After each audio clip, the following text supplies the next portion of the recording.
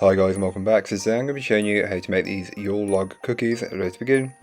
To get started on the recipe, you'll want to grab yourself a large mixing bowl, and into your mixing bowl place in your butter, making sure it's room temperature, followed by your white granulated sugar or caster sugar, then your light brown sugar. Then mix all these together on a low speed to start with, working up to medium-high speed, and once it's combined you can then go ahead and add in the egg. And you'll just want to mix again until the egg has been fully incorporated. While that's mixing, go ahead and add in the vanilla. You'll also want to mix this until it's fully incorporated.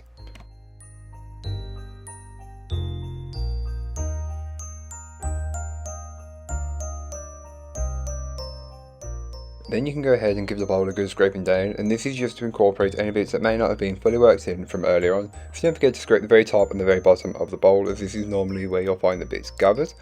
Then you can go ahead and add in the dry ingredient, including the chocolate chips, and mix on a low speed to start with, working up to a medium-high speed.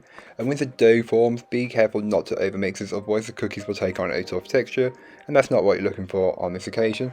So then onto your line trays, you'll want to place scoops of the cookie dough, round it off, flatten it down a little bit, and then just place onto your tray.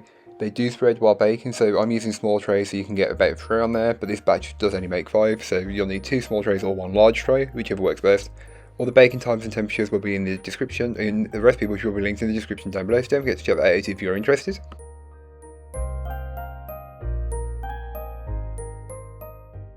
So here are what the cookies look like once they're out of the oven, fresh from the oven I should say.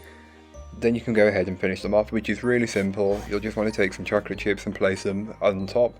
I place mine in like a random-ish order, so around the outside of the cookie, but feel free to do it however you would like, and repeat the process on all of your cookies.